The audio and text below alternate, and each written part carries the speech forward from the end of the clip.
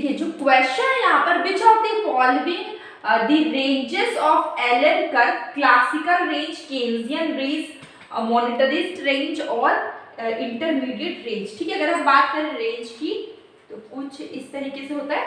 तो सबसे पहले आपका क्या होगा, क्लासिकल रेंज। सबसे पहले क्या होता है आपका क्लासिकल रेंज, ठीक है।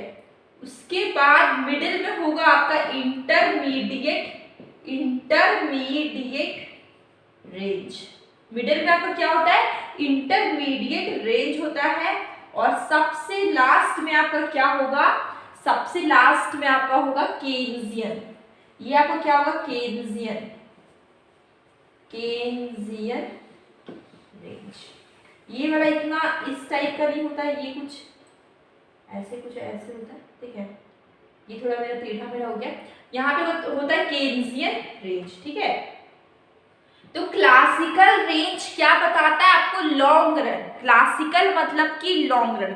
आपने इकोनॉमिक्स पढ़ा है, आप क्लासिकल इकोनॉमिस्ट को आप जानते हैं, ठीक है। जो क्लासिकल इकोनॉमिस्ट थे वो हमेशा बोलते थे कि इकोनॉमी किस में होना चाहिए, लॉन्ग रन में होना चाहिए, क्योंकि लॉन्ग रन में हमेशा नॉर्मल प्रॉफिट होता है, ठीक है। तो क्लासिकल क्या हो जाएगा आपका, क्लासिकल हो जाएगा आपका लॉन्ग रन, ठीक है। अगर हम इंटरमीडिएट की बात करते हैं, इंटरमीडिएट में क्या होगा आपका, मीडियम। इसमें क्या होगा, मीडियम रन। इसमें क्या होगा, मीडियम रन होगा, मीडियम होगा। अगर हम बात करें केन्जियन की, तो हम लोग ने केन्स की थ्योरी पढ़ी हुई है, केन्जियन थ्योरी पढ़ी हुई है। तो केन्स में हमेशा क्या होता है, शॉर्ट रन होता है। केन्स में क्या होता है, शॉर्ट रन होता है, ठीक है। तो अगर हम बात करें, क्लासिकल हो गया लॉन्ग रन, इंटरमीडिएट रेंज हो गया मीडियम रन, और अगर हम बात करें केन्जियन रेंज की, तो इसमें हो जाएगा शॉर्ट रन, ठीक है। तो आपको इसमें आपको क्रोनोलॉजिकल समझ में आ गया। क्लासिकल सबसे पहले क्या है, क्लासिकल आया, उसके बाद इंटरमीडिएट, उसके बाद केन्स, ठीक है। तो आप यहाँ पर देखिए पहले ऑप्शन में क्या है, क्लासिकल है, उसके बाद क्या है आपका इंटरमीडिएट 4, फिर है केन्स है 2, ठीक है। तो 1, इसका आंसर होगा 1 4, ठीक है। और उसके बाद हो जाएगा 2, ठीक है। क्रोनोलॉजी क्या हो गया, 1 4 2। तो आंसर इज सी। आंसर क्या हो जाएगा, 1 4 2। आंसर क्या हो गया इसका, सी हो गया, ठीक है। तो अब इसके बाद हम लोग एक न्यूमेरिकल क्वेश्चन के साथ उसके कंसेप्ट को भी थोड़ा समझेंगे। देखिए अगर हम देख रहे हैं लीनियर कोबवेव मॉडल का, ये एक न्यूमेरिकल है, ठीक है। ये न्यूमेरिकल है, इसमें देखिए आपको सप्लाई गिवन है और डिमांड गिवन है, ठीक है। तो हम लोग एक चीज जानते हैं यहाँ पर कि slope of inverse supply function, slope of inverse supply curve, ठीक है। ये क्या होता है, ग्रेटर होता है। ये क्या होता है, ग्रेटर होता है किससे, slope of inverse demand curve से, ठीक है। इनवर्स डिमांड कर्व से मतलब slope of inverse supply curve, ये क्या होगा, बड़ा होगा slope of inverse demand curve से, ठीक है। अब कैसे होगा, इस क्वेश्चन को हम लोग सॉल्व करेंगे। देखिए डिमांड सप्लाई का ये फंक्शन आपको गिवन है और डिमांड का ये गिवन है, ठीक है। तो बड़ा इजी है, सिंपल है, आप समझ जाएंगे इजीली। देखिए सबसे पहले आप क्या करेंगे, देखिए लीनियर कोबवेव मॉडल में सप्लाई और डिमांड गिवन है। देखिए यहाँ पर equation QT equal to alpha plus beta P2 PT minus 1, ठीक है। तो आप यहाँ पे देखिए, मैं यहाँ लिख रही हूँ बीटा PT माइनस 1, ये हम सप्लाई का कर रहे हैं, ठीक है। अभी हम लोग क्या करें, सप्लाई का।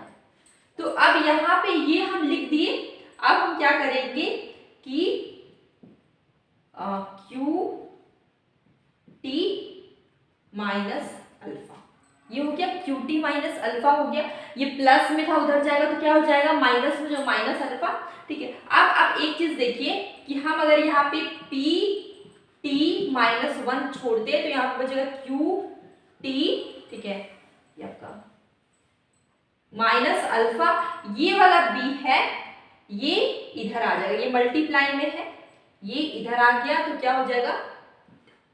अब आप क्या करेंगे, मान लीजिए आप इसको अलग करते हैं, तो 1 अपॉन कुछ इस तरीके से होगा आपका, और QT, ठीक गया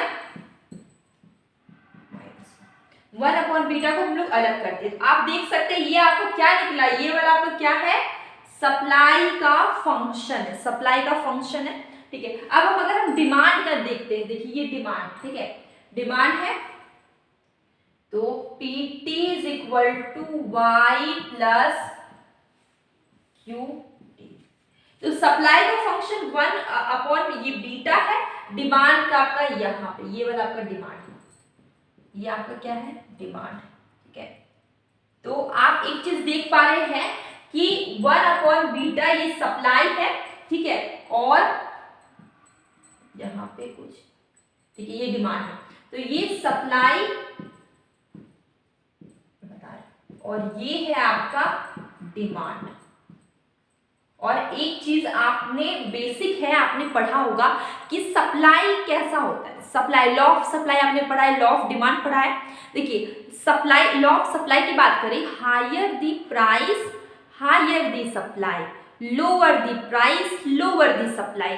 तो पॉजिटिव रिलेशन है, तो ये क्या है, सप्लाई है। अगर हम डिमांड की बात करें तो higher the price lower the demand, lower the price higher the demand. यहाँ पे कैसा रिलेशन, नेगेटिव है।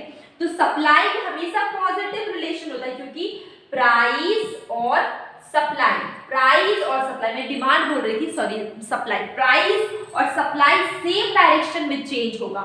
लेकिन अगर हम डिमांड की बात करें तो प्राइस और डिमांड दोनों डिफरेंट नेगेटिव डायरेक्शन में, अपोजिट डायरेक्शन में चेंज होता है। इसलिए डिमांड क्या होता है, नेगेटिव होता है, और सप्लाई होता है पॉजिटिव, क्योंकि price and supply same direction में चेंज होगा। लेकिन डिमांड क्या होगा, कंफ्यूज मत होइएगा, डिमांड और सप्लाई एक दूसरे का क्या है, जस्ट अपोजिट है, ठीक है। तो यहाँ पर आप देख पा रहे हैं कि 1/बीटा इज ग्रेटर है इससे, तो आपका आंसर ये हो जाएगा। और यहाँ पर मैंने ऑप्शन लिखना हम भूल गए, यहाँ पर ऑप्शन कुछ इस तरीके से था,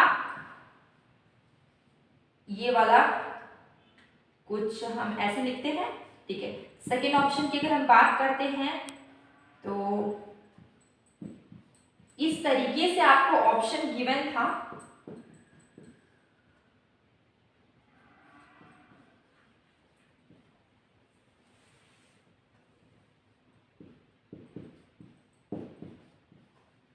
तो कुछ इस तरीके से आपको ऑप्शन एग्जाम में लिखे होंगे, आपको करेक्ट ऑप्शन में आपको टिक लगाना है। तो आपका करेक्ट ऑप्शन कौन सा है, ये फर्स्ट वाला ही आपका करेक्ट ऑप्शन। तो आंसर इज 1, आंसर क्या हो गया आपका 1 हो गया जी, आ गया जी, आ गया।